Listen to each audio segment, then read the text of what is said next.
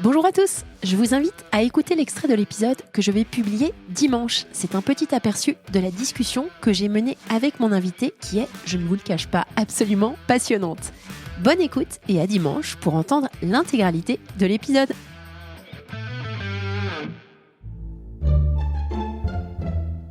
Solène Niederkorn vous propose FinScale, un éclairage sur l'innovation dans le monde de la finance, de la banque et de l'assurance. Pour que la gestion du liquide ne soit plus un souci dans les familles. Raphaël Leprêtre, CEO et cofondateur de MoneyWalkie. Quand on a créé la marque, il fallait une marque qui réponde à tous ces impératifs et qui soit une marque forte et qui puisse répondre à cette stratégie omnicanal de distribution qui était vraiment très singulière. Donc aujourd'hui, on a des équipes marketing qui travaillent d'arrache-pied pour créer, et on crée ça vraiment comme une marque traditionnelle qui vient en fait joindre le meilleur des deux mondes, quoi. L'ancien monde traditionnel du retail avec toutes ces technologies et ces ventes en ligne qui sont très optimales aujourd'hui.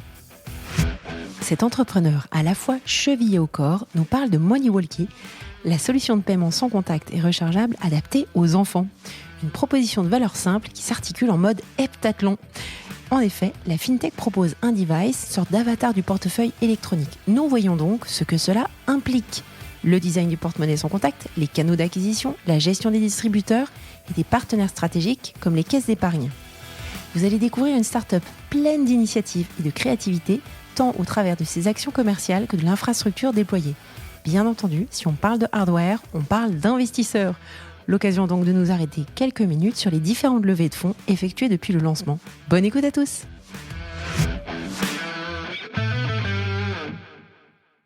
Bonjour à tous, salut Raphaël. Bonjour.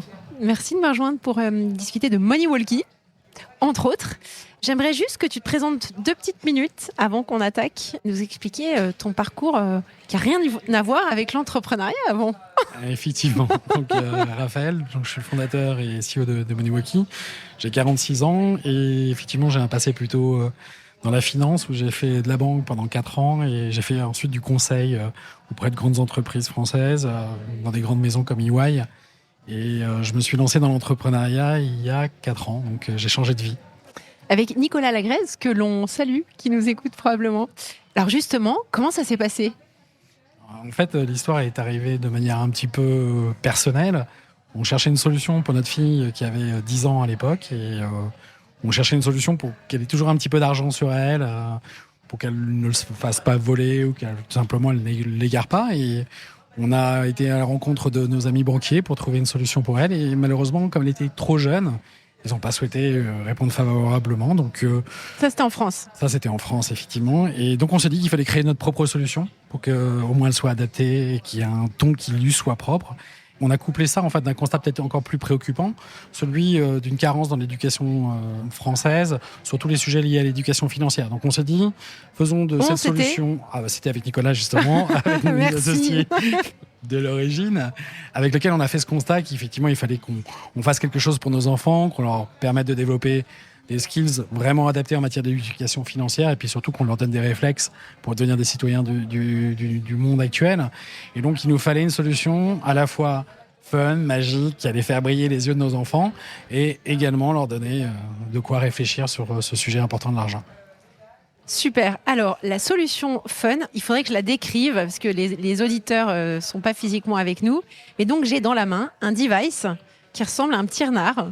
J'ai une licorne en face de moi. Tu es très sympa de m'avoir amené tous ces devices. Qu'est-ce que c'est que ça ? Parce que j'ai déjà reçu sur mon podcast des personnes qui innovaient et qui créaient des fintech pour les enfants, pour améliorer l'éducation financière, etc. Mais vous avez quelque chose en plus qui est ce device. Alors nous, effectivement, on est parti dans une expérience... Je ne sais pas si on dit un device, d'ailleurs. Si on dit un device, c'est bien.